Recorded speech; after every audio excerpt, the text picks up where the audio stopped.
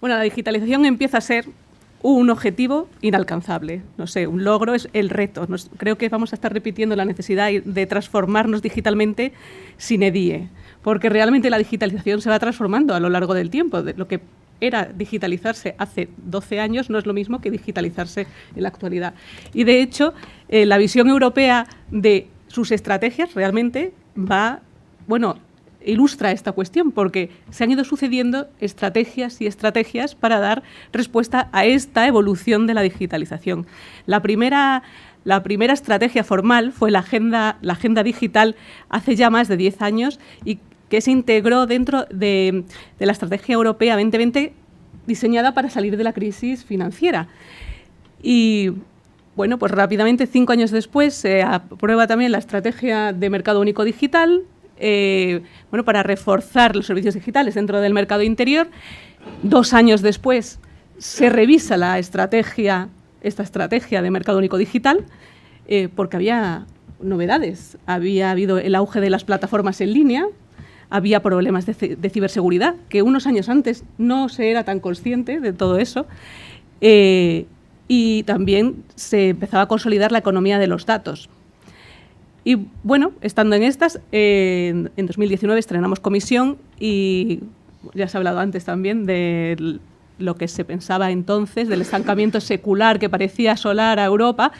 Ursula von der Leyen rápidamente dijo que había que propiciar la inversión en Europa y una de las palancas fundamentales, además de la verde, era la digitalización. Y presentó, un mes antes de la irrupción de la pandemia, una nueva estrategia, el paquete digital, que además en este paquete digital se habló por primera vez de la soberanía digital. Esta es una cuestión bastante interesante que además formará parte probablemente de la agenda de la presidencia de la Unión Europea, porque nos habla de la autonomía estratégica. Esta soberanía digital, ¿cómo la podemos definir? Como la capacidad de actuar independientemente en el mercado digital, en los servicios digitales. Pero vamos a hacer una pausa y vamos a reflexionar. Si todos miramos qué móvil tenemos, seguro que no es un móvil europeo. Será Apple, será un Samsung, será un LG, será, chino también puede ser, ZTE. Pero eso, igual que pasa en los móviles, pasa en las infraestructuras de 5G, que las dos principales empresas son dos empresas chinas. Pueden pensar, sí, está ahí Ericsson, pero Ericsson lleva un desarrollo, que es europea, lleva un desarrollo, un atraso en el desarrollo de las redes de unos 3 años respecto a las chinas. Igual en los servicios digitales. Cuando pensamos en servicios digitales pensamos en Google, pensamos en Amazon. No sé, no me suena nada europeo. También pensamos en Azure, que es la nube de Microsoft. No parece que haya empresas europeas. O en los chips, que quizás está más de moda, ¿no? Los semiconductores.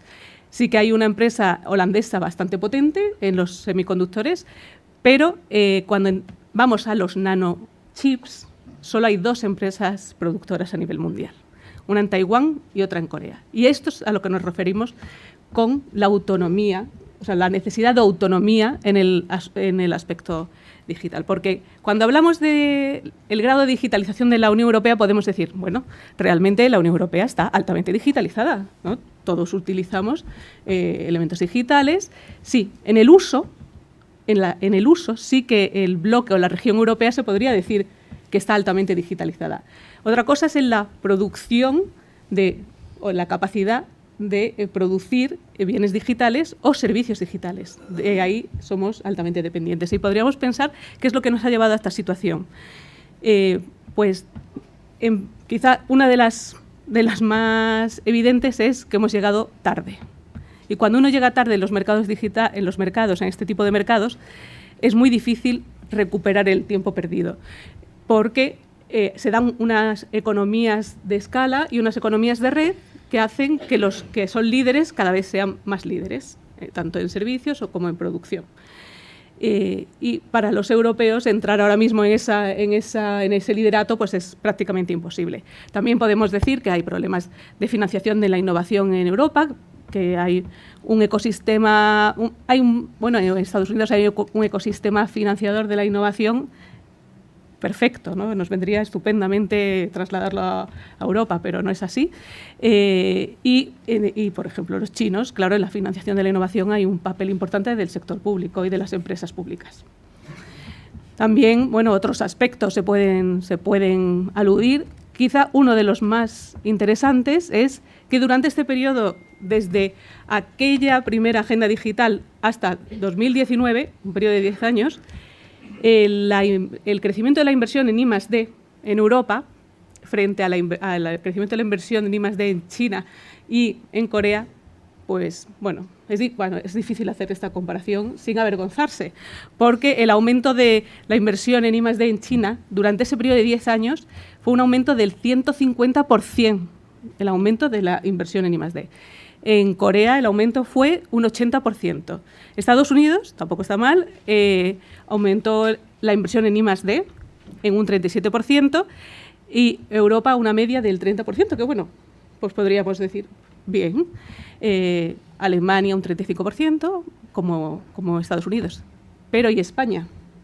España en ese periodo de 10 años aumentó su inversión en I+D en un 1,8% en 10 años, con una contribución negativa de la inversión pública a ese aumento.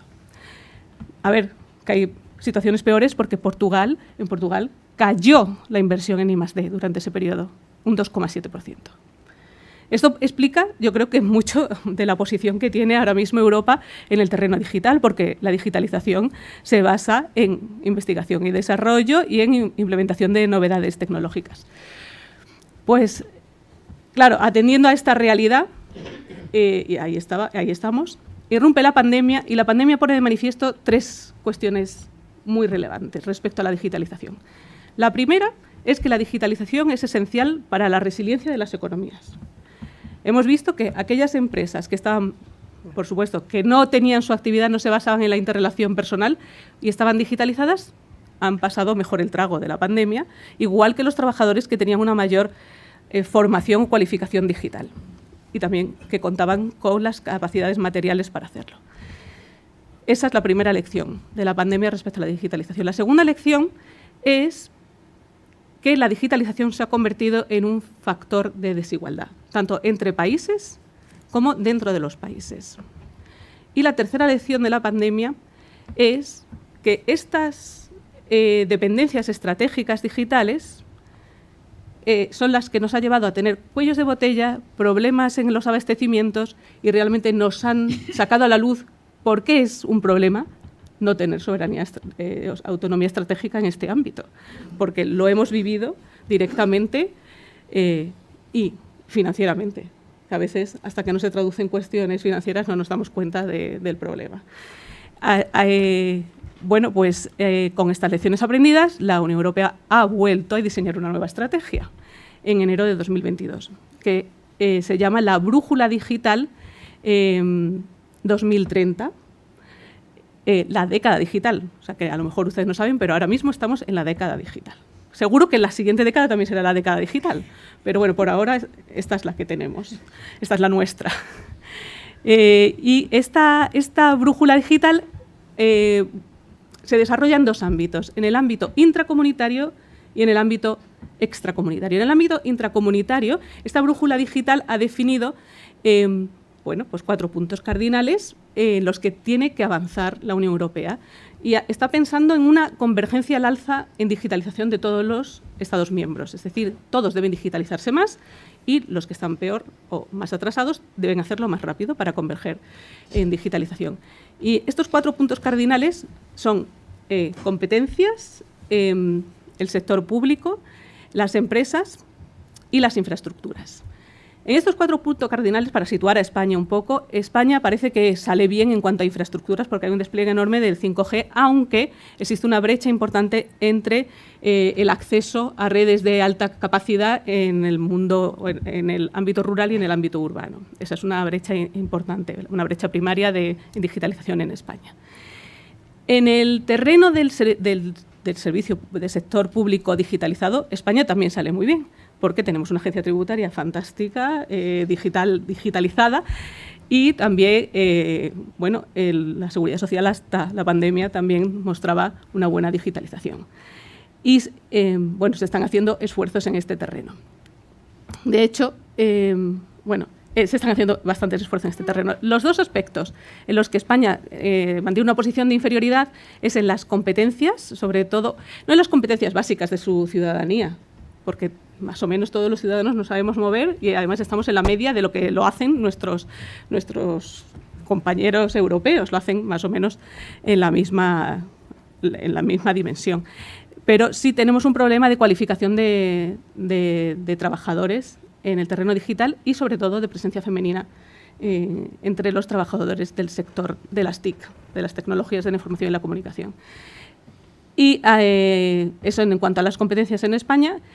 Y en el terreno de las empresas, también las competencias digitales básicas o la integración de una digitalización básica en las empresas casi también está bastante conseguida, pero todavía, y sobre todo para la pequeña y mediana empresa, existe una dificultad para integrar dentro de su actividad empresarial las tecnologías más avanzadas en digitalización. O sea, muchas empresas tienen su página web, o tienen una digitalización que se puede definir básica, pero no han incorporado pues, otros aspectos como la inteligencia artificial o sistemas de gestión de stock digitalizados. Bueno, ahí tienen un desfase y una necesidad de avanzar. Esto ha quedado, esta necesidad española ha quedado integrada en el Plan de Recuperación, Transformación y Resiliencia, porque se ha integrado la agenda que había en España, España Digital, se ha integrado más o menos dentro del Plan de Recuperación. Y contamos con la suerte de que se ha destinado un 28% del dinero de Next Generation otorgado a España para este tema de digitalización. El otro aspecto en el que se ha desarrollado la agenda europea, la nueva, es el extracomunitario. Y aquí vamos a la cuestión de la soberanía digital. Está muy interesada la Unión Europea en reivindicar su soberanía digital y lo hace de dos maneras. Una, haciendo sus propias reglas. Creo que, bueno, todos sabemos o somos conscientes de que hay que embridar la digitalización con una normativa y que se adecúe al modelo social y económico europeo. Eso es lo que nos gustaría, al menos a los europeos. Y en ese sentido, pues hay bastante desarrollo regulatorio sobre el desarrollo ético de la inteligencia artificial, sobre ciberseguridad, aspectos que, bueno, que a los europeos nos gustaría tener controlados desde el punto de vista normativo. Por ejemplo, la ley está recién aprobada, en septiembre-octubre del año pasado se aprobaron las leyes de mercado digital y de servicios digitales, que seguro que han oído hablar de ellas, que vienen a tratar de controlar los posibles abusos de posición de dominio en los mercados digitales o servicios digitales, que a veces son realizados por empresas de fuera de la Unión Europea. Y además de esto, se quiere promocionar la capacidad tecnológica en Europa. Y ahí entramos en lo que estabais comentando, que, bueno, que se dan fricciones entre los países, porque realmente estamos hablando de una transformación industrial tan importante que debe ser una transformación coordinada por todos los países, si no la misma para todos ellos. Se aprobó recientemente la ley de los chips en 2022, donde Europa expresa el querer llegar o al querer alcanzar el 20% de la producción mundial de chips. Pero es tal la dimensión económica de esta cuestión que no lo puede hacer un país por sí mismo, tiene que estar coordinado, de ahí la importancia de los proyectos de interés común plurinacionales. Sin embargo, bueno, esto también daría bastante que hablar porque en España, por ejemplo, se ha desarrollado el PERTE-chip, que por ahora no está no está surtiendo mucho efecto, porque empieza a haber también un poco de fricciones entre los países para atraer esas inversiones a sus territorios, inversiones de empresas extranjeras de chips a sus propios territorios. Entonces, bueno, ahí hace falta un poco más de coordinación. Y bueno, para terminar, quería hablar, un poco, creo que también en el ámbito extracomunitario, aparte de las cuestiones que has comentado de la fiscalidad, de todo el tema digital, voy a contradecir a Mac, porque es verdad que todo parece que apunta a que es un crecimiento verde, sin embargo, con la digitalización se es bastante permisivo. Y es de los pocos sectores a nivel mundial cuyas emisiones de CO2 van en aumento. Todos los demás están haciendo, claro, por el propio desarrollo digital, porque es un sector que está en crecimiento. Es verdad que ahora mismo ya se puede afirmar que sin digitalización no es posible luchar contra el cambio climático. Es una condición necesaria digitalizarse, porque hay muchos elementos de eficiencia energética e incluso de mitigación del cambio climático que se basan en tecnología digital, pero también es cierto que la fabricación de dispositivos y los centros de datos son bastante, bueno, emiten CO2 y son energívoros. Entonces, pues tienen esa doble lectura que por ahora la Comisión Europea ha cerrado un poco los ojos. Quizás en esta última versión de la brújula digital ha metido algún indicador sobre el impacto de las tecnologías digitales en la cuestión climática, pero hay un camino por recorrer ahí, cuando además hay iniciativas interesantes, como a mí me gusta una francesa, es una ley que se aprobó en 2021 sobre la necesidad de reducir la huella digital del sector la huella de carbono del sector digital, que acuña en su artículo primero lo que se llama la sobriedad digital y engancha con lo que hablabais del límite del crecimiento, ¿no? Que es, intenta educar o formar a las personas para que su comportamiento en el ámbito digital sea lo más sostenible posible.